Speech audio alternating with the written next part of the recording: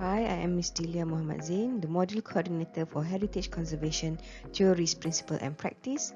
This is Lecture 2, Part 3 of 3. The topic is Heritage Conservation Definitions, Ethics, Significance, Value, Appreciation and Awareness. Lecture 2 is divided into 3 parts and this is Part 3. The topics in Part 3 are A. Building in Malaysia deemed worthy of conservation. B. What is considered as significant. C. Heritage value, intangible and tangible. D. Heritage conservation, appreciation and awareness. So A is building in Malaysia deemed worthy of conservation falls into 3 categories. Building with historical significance, building with architectural significance, and building or place possessing other significant culture or social values.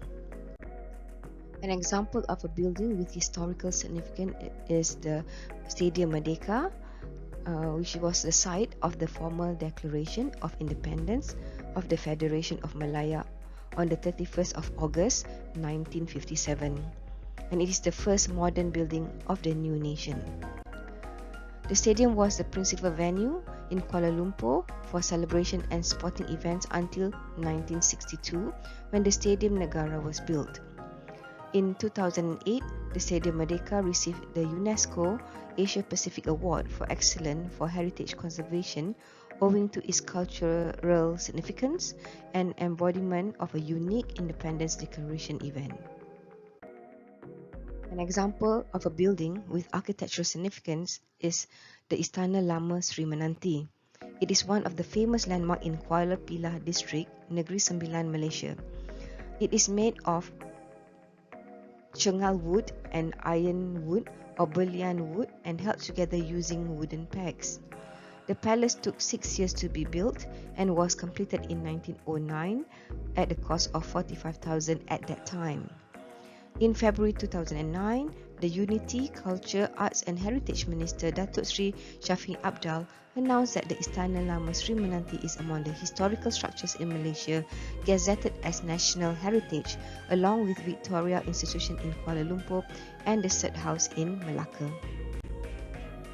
Example of a building or place possessing other significant cultural or social value is the 19th century mosque Masjid Melayu Lebok Aceh or Lebok Aceh Mosque, built by the Acehnese, situated on Aceh Street, Georgetown, Penang, Malaysia. The mosque was built in 1808 on land donated by the Acehnese aristocrat Tengku Said Hussein Al-Aidid. It began in 1792 when Tengku Said Hussein opened a Muslim settlement in the area near Lebok Aceh. Over the following years, this settlement became the center of Islamic studies in Pulau Pinang and frequently visited by traders from the surrounding Malaya archipelago, Arab and India. B. What is considered as significant? Before I continue further, I would like to share with you the National Heritage Act 2005 book with you. This is actually the book and you can actually buy it from any local bookstore.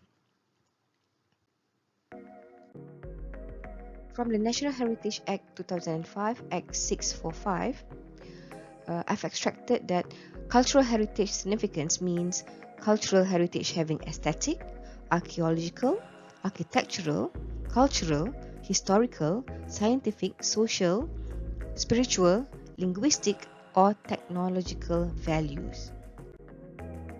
Another reference would be from the ICOMOS Burra Charter. It says that cultural significance means aesthetic, historic, scientific, social, or spiritual value for past, present, or future generation.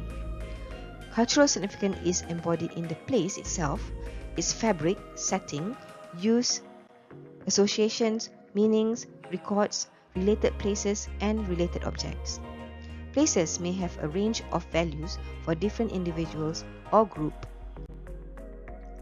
Based on the criteria of outstanding universal value, Criteria 2, Malacca and Georgetown represent exceptional examples of multicultural trading towns in East and Southeast Asia, forged from the mercantile and exchanges of Malay, Chinese, and Indian cultures and three successive European colonial powers for almost 500 years, each with its imprint on the architectural and urban form, technology, and monumental art. Both towns shows different stages of development and successive changes over a long span of time and are thus complementary. It is also based on criteria 3. Malacca and Georgetown are living testimony to the multicultural heritage and tradition of Asia and European colonial influence. This multicultural tangible and intangible heritage is expressed in the great variety of religious building of different faith, ethnic quarters, the many languages, worship and religious festivals, dances, costume, arts and music, food and daily life. It is also based on criteria 4. Malacca and Georgetown reflects a mixture of influence which have created a unique architecture, culture and townscape without parallel anywhere in East and Southeast Asia. In particular, they demonstrate an exceptional range of shophouses and townhouses.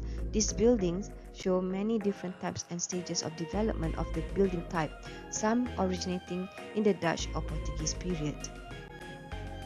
C is heritage value, intangible and tangible. I will start with value. Other than economical value conservation, related values are aesthetic, architectural and artistic, contribution to urban, rural, natural landscape, archaeological, technological, emotional, sentimental and symbolic, and religious, political, historic, etc. Types of heritage. We can distinguish two kinds of cultural heritage, tangible and intangible. Tangible heritage.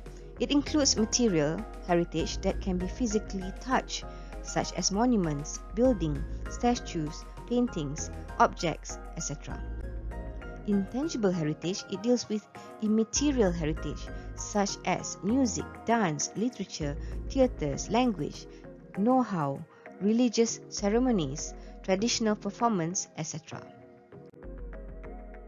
The issue with cultural heritage is that it's deteriorating and it tends to erase the evidence of value, okay? And you need to add value, and it is the reason to conserve cultural heritage. So topic D is heritage conservation, appreciation and awareness. Kei Kamatsura, former Director General UNESCO, said that the future of our remaining heritage will depend largely on the decision and action of the present generation of young people who will soon become the leaders and decision makers of tomorrow. Heritage conservation, appreciation and awareness is actually a cycle, the heritage cycle. By understanding cultural heritage, people will value it. By valuing it, people want to care for it. By caring for it, it will help people to enjoy it. And from enjoying it comes a thirst to understand. And the cycle starts again. By understanding it, people will value it, etc., etc. Okay? 7 ascending degree of intervention towards building conservation. Number 1 is prevention. Protecting cultural property by controlling its environment, thus preventing agents of decay and damage from becoming active.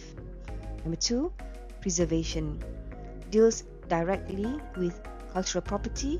Its objective to keep its existing state. Repairs must be carried out when necessary to prevent further decay. 3, consolidation. Physical addition or application into actual fabric to ensure continued durability or structural integrity. 4, restoration to revive the original concept or legibility of the object. 5, rehabilitation to keep it in use, which involve additive alteration and fewer changes. 6, reproduction, copying an artifact in order to replace some missing or decayed parts, generally decorative to maintain aesthetic harmony. And 7, reconstruction, done for historic buildings that are damaged by fire, earthquake or war. You would think that heritaging a building would be powerful or protective, but the government is revoking the heritage status of two other beautiful heritage buildings, the Malaysian Tourism Centre, MATIC, and Dewan Tunku Abdul Rahman on Jalan Ampang, KL. And if this happens, the Bog House destruction in 2006 could happen again. This is very emotional for me to see heritage building being demolished. This is actually the Bog House, image of the Bog House before it was demolished, and this is after the Bog House destruction. As a conclusion for all the series in this lecture 2, conservation of heritage building is very important because it provides a sense of identity and continuity in the fast-changing world for future generations. Heritage buildings basically represent the past history and culture of a nation. They constitute together the architectural heritage of an era. So let's continue to preserve and conserve heritage building, not just in Malaysia, but all around the world. Thank you.